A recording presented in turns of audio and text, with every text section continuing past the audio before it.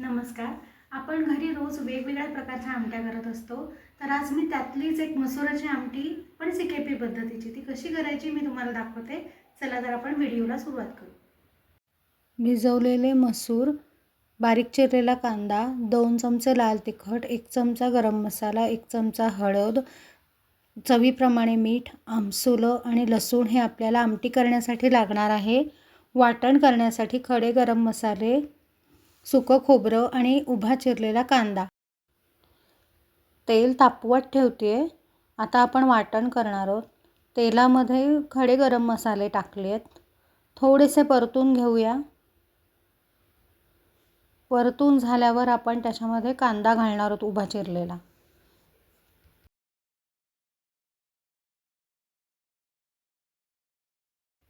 हा कांदा आता छान तेलामध्ये परतून घ्यायचा आहे. छान लालसर झाला की आपण त्याच्यामध्ये सुकं खोबरं घालणार आहोत किसलेलं.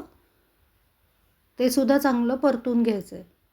कांदा आणि सुकं खोबरं छान गोल्डन ब्राऊन झाल्यावरती आपण ते वाटून घेणार आहोत. तळलेला मसाला थंड झाल्यानंतर हे अशा प्रकारे मी वाटून घेतलं आहे. आपला मसाला तयार आहे. आता मी कढईमध्ये तेल घेते. त्याच्यामध्ये ठेचलेला लसूण घालते.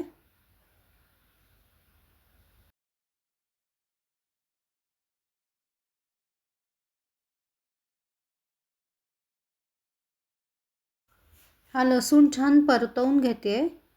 परतवून झाल्यावर त्याच्यामध्ये चिरलेला कांदा घालायचा.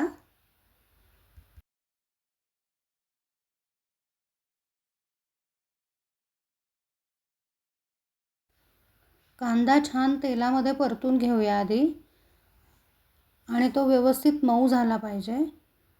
आता यामध्ये आपण हळद घालणार आहोत. परतून घेऊया परत. आणि आता आपण लाल तिखट घालतोय.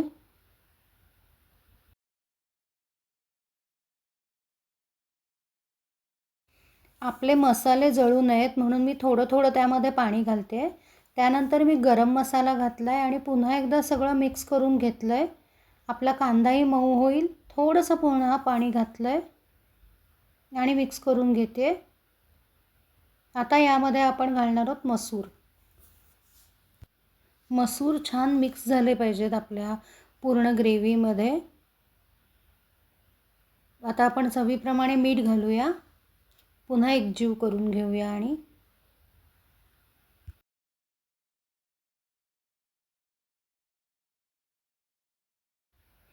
आता यामध्ये मी गरम पाणी घालते थोडं थोडं. यामुळे आपल्या आमटीला तर्रीसुद्धा चांगली येते आणि मसूरसुद्धा चांगले लवकर शिजतात. मिक्स करूया पूर्ण. आता आपल्या आमटीला चांगली उकळी आली आहे. आता यामध्ये आपण तळलेला मसाला जो आपण बनवला होता तो घालते मी आणि आता पूर्ण आमटी मिक्स करून घेऊया. आता हा मी परत थोडासा तळला मसाला घालते. हा मसाला तुम्ही तुमच्या अंदाजाप्रमाणे घाला. तुम्हाला ग्रेव्ही किती थिक हवी आहे त्याप्रमाणे तो घालायचा आहे. त्यानंतर आपण शेवटी घालणार आहोत आमसुलं, थोडासा आंबटपणा येण्यासाठी. आणि आता छान उकळी आल्यावर आपण त्याच्यावर कोथिंबीर घालणार आहोत. आता हे मसूर आपण छान झाकण ठेवून शिजवून घेऊया. आपली मसुराची आमटी सिकेपी स्टाईलची एकदम तयार आहे. आपण आज बनवलेली सिकेपी पद्धतीची मसुराची आमटी तुम्हाला कशी वाटली मला कमेंट बॉक्समध्ये नक्की लिहून कळवा आणि घरी पण करून बघा. चला तर मग पुढच्या व्हिडिओमध्ये भेटूया. Bye bye.